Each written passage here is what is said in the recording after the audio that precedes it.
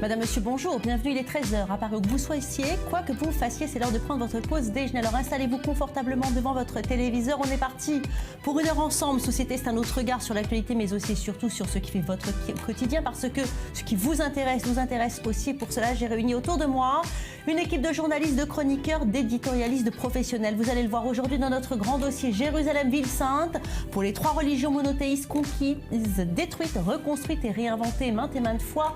Aujourd'hui, immersion au cœur de cette ville aux 1000 facettes. Et dans le grand angle, Donald Trump est arrivé à la Maison-Blanche et les migrants s'inquiètent pour leur sort. Certains sont menacés d'expulsion, mais d'autres continuent à croire aux rêves américains. Avant de développer cette émission, on va tout de suite commencer par les titres de l'actualité. Ouverture des bureaux de vote pour le premier tour des primaires de gauche. 7 candidats en lice pour 2 places. L'un des enjeux de ce premier rang de la participation, le Parti socialiste mise sur 2 millions de votants pour contrer les candidatures d'Emmanuel Macron et de Jean-Luc Mélenchon. Les résultats sont attendus entre 20h30 et 21h. Et 48 heures après l'investiture de Donald Trump à la Maison-Blanche, le nouveau président des États-Unis devrait recevoir l'appel du Premier ministre Netanyahou. Le chef du gouvernement de l'État hébreu a annoncé son intention de s'entretenir par téléphone dans la soirée avec le chef d'État américain. Au menu de cette première prise de contact officielle, les dossiers brûlants du conflit israélo-palestinien et celui de l'accord sur le nucléaire iranien que Donald Trump souhaite revoir. Et à quelques heures de ce premier entretien Netanyahou-Trump, la mairie de Jérusalem vient d'autoriser la construction de 566 logements dans 3 quartiers de l'est de la capitale israélienne. Une décision qui intervient avant l'ouverture des débats en Conseil des ministres sur la loi d'annexion de la localité juive de Malé Adoumi. Mais les recherches se poursuivent sur le site de l'hôtel dévasté par une avalanche dans le centre de l'Italie. Aucun signe de vie n'a émané des décombres depuis 24 heures. Au total, 9 survivants, dont 4 enfants, ont pu être sauvés. 5 corps sans vie ont aussi été retrouvés. 30 personnes ont perdu la vie dans cette avalanche. C'est l'heure de notre grand dossier.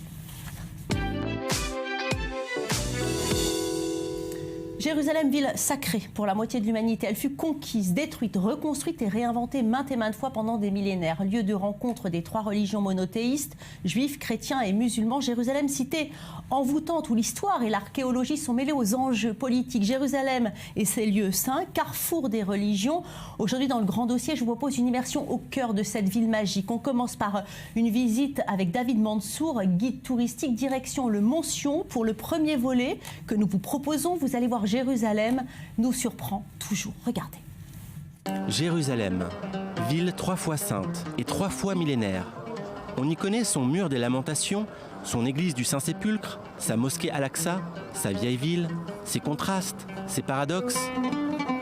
Sur ces 200 km², près de 900 000 habitants côtoient chaque jour les religions et peuples du monde entier.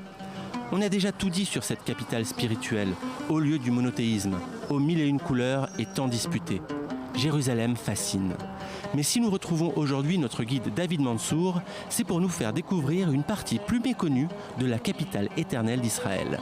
Donc ici on voit une carte de la vieille ville de Jérusalem. C'est la muraille de la vieille ville, Suleiman le Magnifique du XVe siècle. Et nous on va visiter aujourd'hui quelque chose qui est en dehors de la muraille, en dehors de la vieille ville de Jérusalem, qui est le mont Sion, avec des trésors de l'histoire de l'humanité. Direction la porte de Sion. Telle une frontière, c'est par cette porte que nous sortons de la vieille ville pour accéder au mont Sion et découvrir tous ses secrets. De 48 à 67, le mont Sion était en fait du côté israélien, que toute la vieille ville était du côté jordanien et qu'ici, il y avait véritablement une frontière qui séparait les 2 pays. Aucun Israélien n'a pu rentrer de 48 à 67 dans la vieille ville, de toute confession qu'il était. C'est seulement à la guerre des 6 jours, au 5e jour de la guerre, que l'État d'Israël donne l'ordre de rentrer dans la vieille ville de Jérusalem, de libérer le mur des lamentations et de changer le destin de la vieille ville de Jérusalem qui est passée jusqu'alors sous le contrôle de l'État d'Israël depuis une 50aine d'années. On peut encore voir les traces de balles de ces terribles combats. Ici, chaque pierre semble raconter son histoire. Chaque parcelle témoigne de l'histoire. Mais attention, il ne faut pas pour autant se tromper de mur. Nous continuons notre visite et découvrons l'église de la Dormition, un des sites emblématiques du mont Sion. Aussi connue sous le nom de l'église de l'Assomption, c'est ici que la Vierge Marie se serait endormie et son fils Jésus venu la chercher pour la monter au ciel. En Europe, les chrétiens célèbrent cet événement le 15 août, c'est l'Ascension, un jour férié. Un autre endroit qui sort de l'ordinaire du Mont Sion est la salle du Cénacle. Pour les chrétiens, d'un point de vue théologique, c'est en ce lieu que Jésus aurait fait sa première messe. Pour les historiens, il s'agirait du Seder de la Pâque juive. Mais dans les deux cas, nous retrouvons les symboles communs, le pain et le vin. Le Cénacle est aussi l'endroit où Jésus aurait fait son dernier repas, la Cène, célèbre tableau de Léonard de Vinci. Le bâtiment a plus de 2000 ans et date de l'époque du retour des croisés à Jérusalem. Mais il y a 2 siècles environ, un sultan de l'Empire ottoman confisque ce bâtiment et le transforme en mosquée.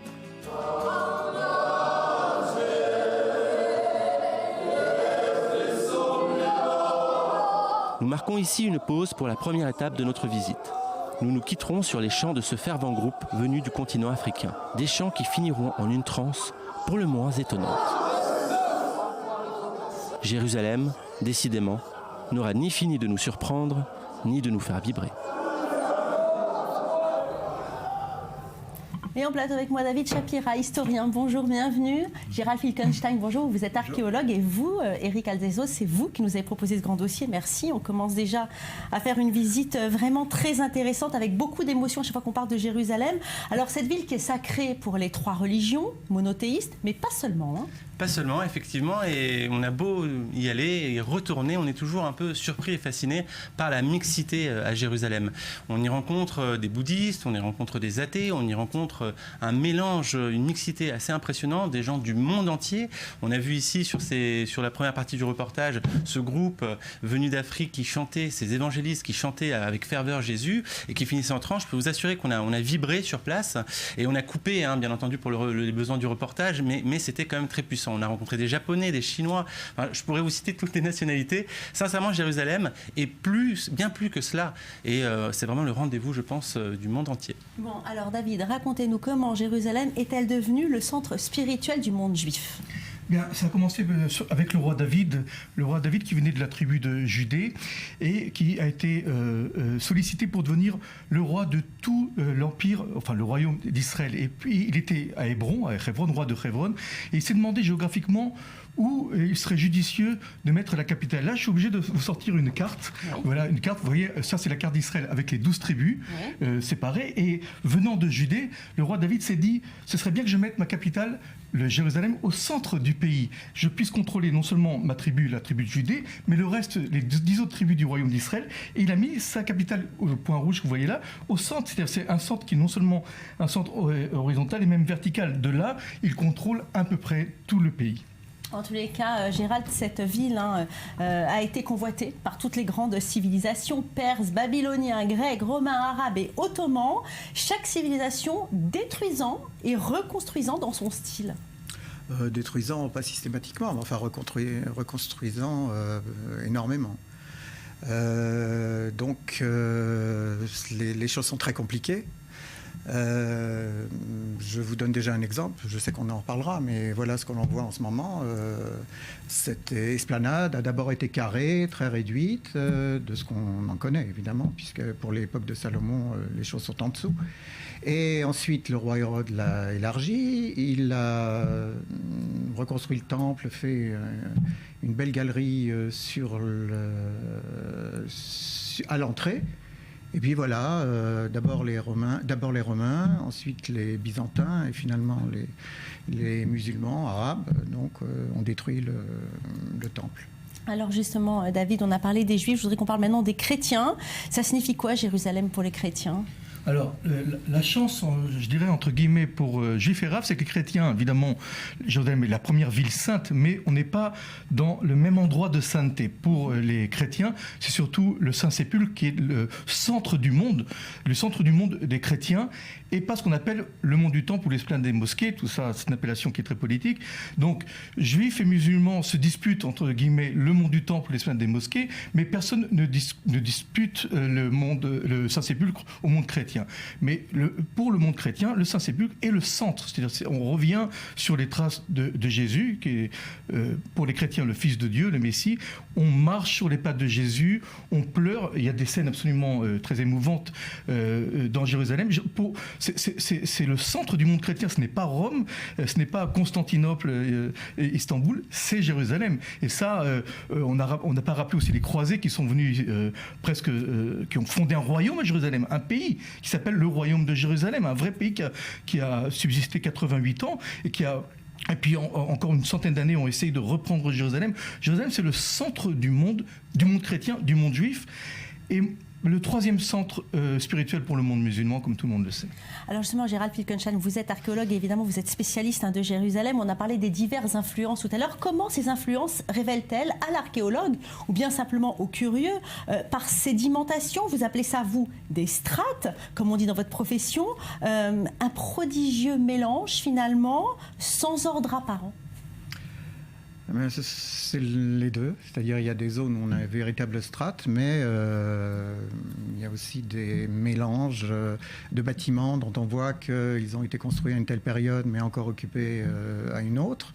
Mais globalement, la ville a beaucoup changé selon les différents dirigeants et notamment les différentes civilisations, qu'elles soient simplement de réelles civilisations ethniques ou religieuses.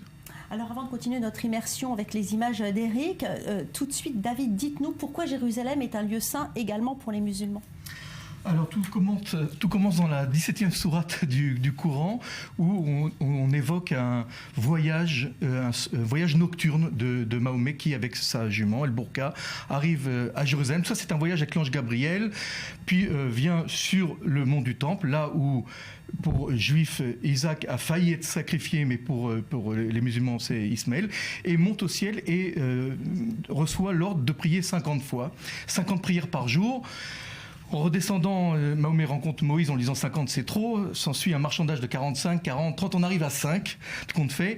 Et après avoir obtenu 5 prières, Mahomet revient à Médine, d'où il est parti, avec l'ange Gabriel. Donc c'est un lieu saint musulman, mais c'est vrai qu'il n'y a pas eu de présence physique du prophète Mahomet lui-même à Jérusalem. Alors je vous propose de rester sur le mont Sion où nous allons visiter le tombeau de David. C'est un lieu de pèlerinage. Depuis des siècles, le bâtiment qui l'abrite a été successivement une église, une mosquée et aujourd'hui une synagogue dédiée au roi David, le doux chanteur d'Israël, l'annonceur du Messie. Mais vous allez voir que ce mont Sion, qui était sous mandat jusqu'en 1967, abritait le bureau du second président de l'État d'Israël. Regardez. Nous nous retrouvons pour la deuxième étape de notre périple sur le mont Sion. Après avoir croisé ce marchand aux mille et une saveurs, nous nous rendons dans un lieu incroyable, chargé d'histoire, le toit du tombeau du roi David. Ici, nous découvrons la salle du président, le bureau officiel du deuxième président de l'État hébreu, Yitzhak Ben Zvi. De 1948 à 1967, cette terrasse était l'endroit le plus proche de la vieille ville, alors sous contrôle jordanien. C'est ici que le président israélien recevait les consuls, les ambassadeurs et les ministres en leur faisant bien comprendre que son quartier général officiel se tenait en ces lieux en rapport avec la nostalgie, mais surtout l'espoir de récupérer la vieille ville et le cœur du peuple juif, le Kotel, le mur des lamentations. Yitzhak Ben Zvi était le deuxième président de l'État d'Israël. Il est aujourd'hui sur le billet de 100 shekels. D'ici, on aperçoit bien la muraille qui séparait Israël et la Jordanie. Et au loin, la Kippat HaSela, le dôme du rocher, un des vestiges du second temple, sur lequel est construite la mosquée Al-Aqsa. Il nous faut juste descendre quelques marches pour nous retrouver à l'entrée du tombeau du roi David, un lieu chargé d'émotions sur lesquels viennent réciter des psaumes des pèlerins du monde entier.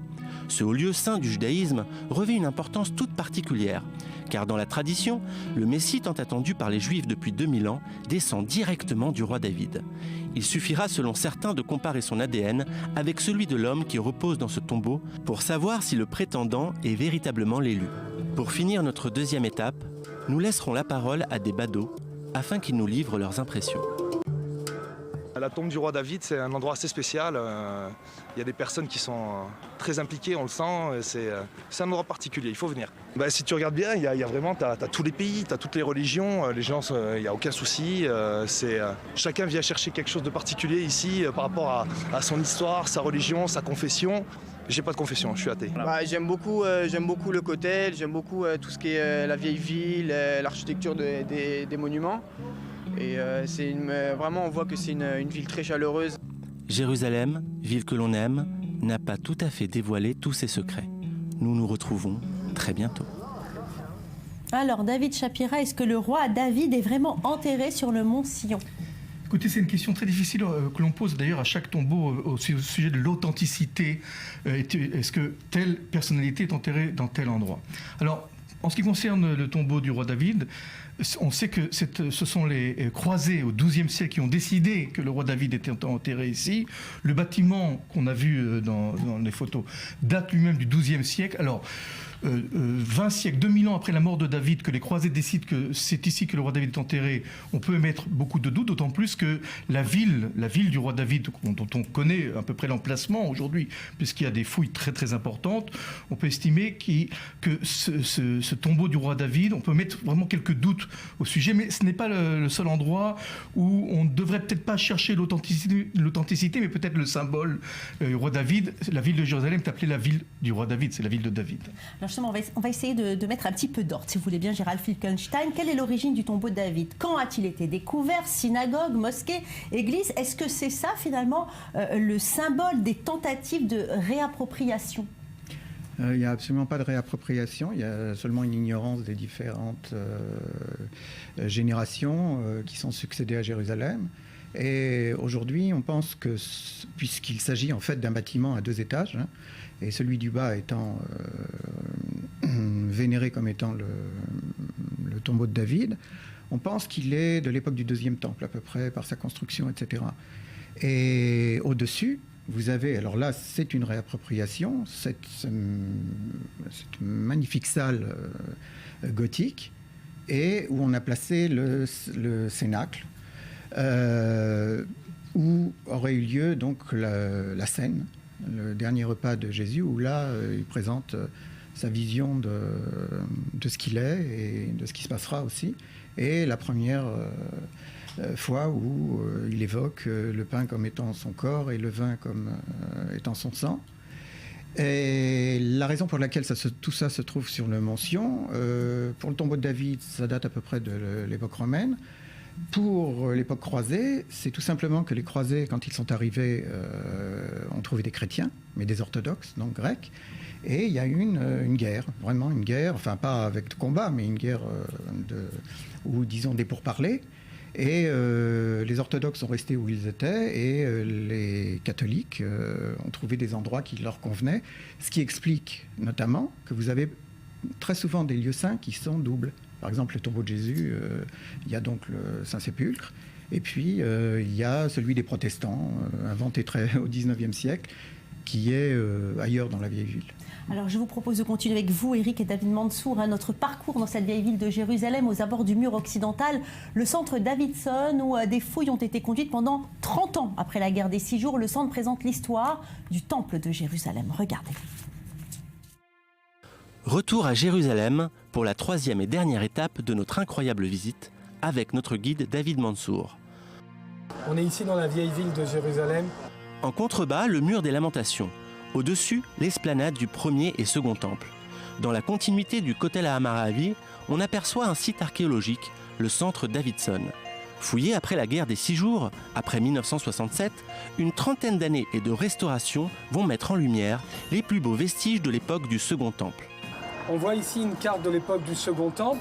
Aujourd'hui, on voit qu'il nous reste le début de l'arcade de l'escalier principal qui nous faisait accéder au temple. Sur cette peinture datant de 1880, on remarque bien que l'arcade était à même le sol. Les fouilles archéologiques vont déblayer 15 mètres de profondeur, ce qui explique pourquoi aujourd'hui l'arcade se situe à cette hauteur. Au-dessus de notre site, on aperçoit la mosquée Al-Aqsa, le 3e lieu saint de l'islam. Et ce mur est le flanc sud du mur des Lamentations. C'est sur le flanc ouest que viennent prier les Juifs du monde entier. Ici, la muraille construite par Suleiman le Magnifique délimite la vieille ville et la ville moderne de l'autre côté.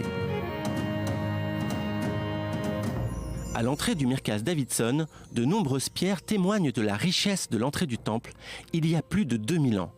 On y voit les influences romaines, corinthiennes, ioniques. On aperçoit du granit, du marbre, de la pierre de taille. Cet escalier âgé de 2 millénaires menait au Beth Amikdash, le temple construit par le roi Salomon. Ce pavé était l'un de ceux qui ornaient l'allée principale qui menait au temple. Ce site archéologique est en fait un des sites qui a été le plus fouillé en Israël parce qu'il est près du mur des Lamentations, parce qu'il était l'entrée principale pour arriver au temple. On avait besoin de retrouver de l'histoire d'il y a 2000 ans, la rue piétonne qui menait à Jérusalem. On a découvert les bains rituels, les mikvaot, la rue piétonne, les magasins, l'entrée principale du temple, de nombreux puits pour récupérer toutes les gouttes de pluie qui étaient tombées pendant l'hiver. Ici, il y avait l'entrée principale pour accéder au temple. Il y avait une double porte où les gens pouvaient rentrer. Les escaliers étaient faits d'une façon spéciale. Il y avait une grande marche et une petite marche afin que chaque personne soit attentive et comprend qu'elle va rentrer dans la maison de Dieu. Une des plus belles trouvailles qu'on a fait sur le site archéologique est cette écriture hébraïque qui était en fait là-haut où se tenait un des prêtres, un des Kohen, et il y a écrit en hébreu l'endroit où on sonnait du chauffard quand on n'avait pas la montre pour dire à toute la ville de Jérusalem le Shabbat est rentré, le Shabbat est sorti. On a retrouvé cette écriture hébraïque d'il y a 2000 ans. Ce mur qui se trouve sur le site archéologique est en fait le même mur des Lamentations qu'on connaît. Ici, il est du côté droit, mais il y a la même sainteté sur le site. On a habitué les gens à venir depuis tout temps le plus près du Saint des Saints. Ici, on est un petit peu plus loin. C'est pour ça que les gens n'ont pas pris l'habitude de venir de ce côté-là. Quand les Romains ont détruit Jérusalem, ils se sont attaqués aussi à l'arcade. Et quand elle est tombée, ça a fait avec le poids un affaissement dans la rue. Ils se sont même attaqués à la muraille de Jérusalem. Et les pierres qu'on aperçoit ici sont en fait le reste des pierres de la muraille de Jérusalem. Un bain rituel, un mikvé. Et celui-là, il est un peu spécial par rapport à ceux qu'on connaît, parce qu'il était taillé en un seul morceau à même la pierre, où le pèlerin arrivait, descendait les escaliers, se trempait. Ce mur l'empêchait de toucher les personnes qui ne s'étaient pas encore purifiées. Et il pouvait accéder directement au temple, le moment le plus spirituel et le plus important dans sa vie de juif. Sur le site du Merkaz Davidson, nous découvrons aussi des pièces de monnaie de différentes époques. Ici, l'époque du Second Temple, depuis la Grande Révolte jusqu'à la révolte de Bar Korva. Des pièces de l'époque byzantine, on est au IVe siècle après l'époque romaine. Des pièces de l'époque musulmane au 7e siècle jusqu'aux croisades chrétiennes. Nous découvrons aussi une multitude d'objets, des poids, des fléchettes, des fioles, qui mettent en lumière la façon dont vivaient les habitants de Jérusalem à cette époque. Mais toutes les bonnes choses ont une fin, et la visite est peut-être trop courte, mais il faut la terminer. À très bientôt pour de nouvelles découvertes. Gérald, alors, le Kotel, le mur des Lamentations, l'esplanade du Kotel, l'esplanade des mosquées, Omar El-Aqsa. Qu'appelle-t-on au juste le mont du Temple à Jérusalem ? Moi, je dirais plutôt qu'appelle-t-on l'esplanade des mosquées. En fait, aujourd'hui, il y a des mosquées, mais en fait, c'est le mont du Temple. Ça pose un problème pour personne, et tous les chercheurs, d'ailleurs. Et en fait, ce qu'on en comprend, évidemment rapidement, d'après les textes aussi, c'est qu'il a d'abord été carré, amélioré par rapport à ce qui existait avant, que nous ne connaissons pas, par les Asmonéens. Et ensuite, Hérode, qui leur a succédé, a fait cette esplanade gigantesque.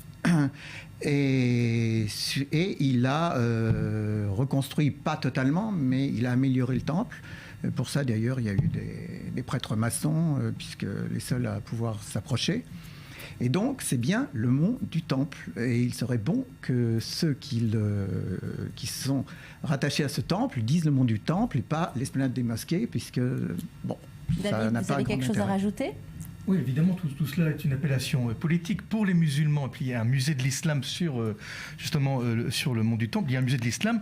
L'histoire de l'endroit pour les musulmans commence au 7e siècle, en 638. Il n'y a pas, pour les musulmans, d'histoire qui précède 638, la conquête musulmane de Omar ibn Khattab. C'est embêtant de ne pas reconnaître quand même qu'il y a une histoire d'un lieu. C'est problématique. C'est problématique d'être aveugle à ce point-là.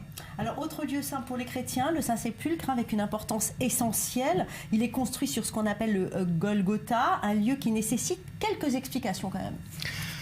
Oui, c'est un lieu probablement d'ailleurs authentique parce que justement Adrien, qui a refait Jérusalem après qu'elle ait été détruite en 70, a décidé d'installer à cet endroit-là un temple au nom d'Aphrodite. Et donc 2 siècles plus tard, il n'était pas difficile de retrouver où les premiers chrétiens priaient pour ce sauveur qui avait été crucifié puis ressuscité, etc., etc.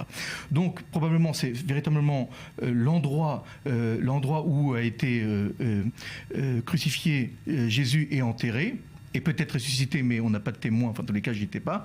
Et donc, c'est vraiment la centralité du christianisme. Et comme l'a souligné Gérald, il y a aussi une dispute terrible, mais terrible, des fois qui a été même violente, entre toutes les communautés chrétiennes, arméniennes, éthiopiennes, coptes, orthodoxes grecs, évidemment, latines, etc. Et donc, si on pensait que le monde juif était divisé, le monde musulman était divisé, quand on rentre au Saint-Sépulcre, on a une petite idée de ce que c'est la division dans une même religion. Eh bien, merci beaucoup, messieurs. Merci, Eric, de nous avoir fait faire cette immersion aujourd'hui dans cette vieille ville de Jérusalem et dans cette ville nouvelle de Jérusalem dont nous parlerons certainement au cours d'une autre émission. Merci, Gérald, d'être venu aujourd'hui. Merci, David, de votre présence. Eh bien, voilà, ce grand dossier sur Jérusalem s'achève. Reste avec nous dans quelques instants.